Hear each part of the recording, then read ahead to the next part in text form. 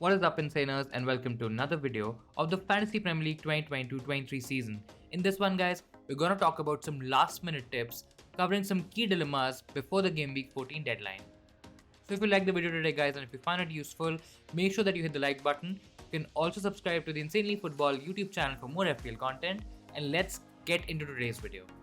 Now let's start with the first dilemma, guys. Should we buy, sell, or even hold Liverpool players for Game Week 14? Now guys, straight off the bat, if you have any Liverpool players, let's say if you have Salah, Trent, or any other Liverpool option, I think it's worth holding them against Leeds in spite of their inconsistent performances in recent weeks, guys. I think it's worth holding them. Now if you're trying to buy a Liverpool option, I think Trent is a great option. If you're looking for a premium replacement for, let's say, somebody like a James, for example, if you have some money and if you want to invest that additional money in defense, I think Trent is a great option. Robertson is also a good option if you don't have enough funds. Let's say if you want to get Salah in as well, guys, I don't think KDB to Salah is definitely required, guys. If you have KDB and if you're comfortable with holding KDB, I think KDB also is a good option. So you don't have to get in Salah this week. But I necessarily don't agree with the fact that you have to sell Salah for a KDB, guys. I think fixture for Salah really is good. He's also a great differential captaincy option. I think it's worth holding on to Salah. If you want to get in Darwin as well, guys, I think the potential is huge for a punt. The potential is huge for FPL points, guys, and it's a risk, of course, but I think he's going to start this game and I think he's going to do well, and you can definitely take a punt on Darwin Núñez. So if you want to get him, you can easily get him. I think if you already have him, you hold him this week and play him. Now let's talk about the next question, guys. Which are the differentials to go for right now? So if you're looking for value in defense, guys, I think Ben White is a great option to go for. You can also go for something like a Diego Dallo as well from Man United if you don't want to go for an Arsenal defender. In terms of midfield, guys, I think there's some really good options to go for in terms of differentials. I don't think so Almiron is a differential anymore, but I think, of course, you can still go for him. You can even go for one of the Everton mids, guys. Let's say if you want to attack the upcoming game weeks, I think someone like a Gordon is a great option to go for, which not a lot of people are looking at.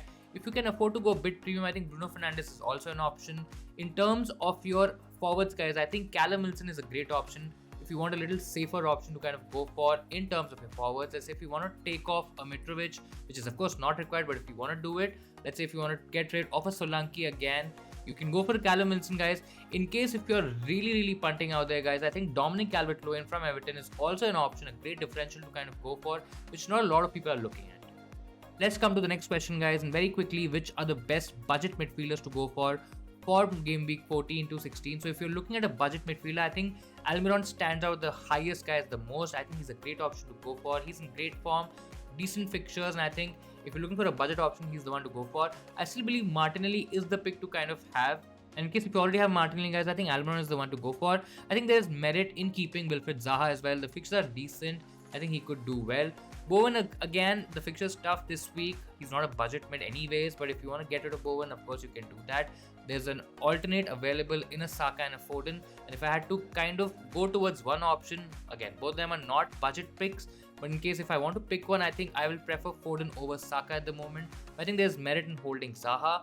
Then there is Gordon as well, as I just mentioned earlier in the video. If you want to punt on a Manchester United option, a cheaper option, I think Rashford is also up there. So I think these are the options to go for if you're looking for best budget midfielders.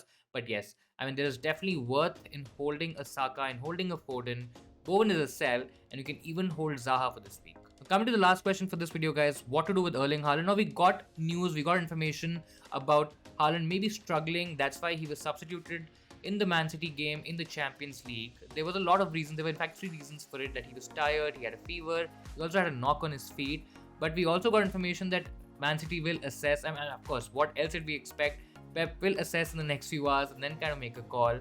I still have a feeling that he will start. I have a hunch that he will start the game.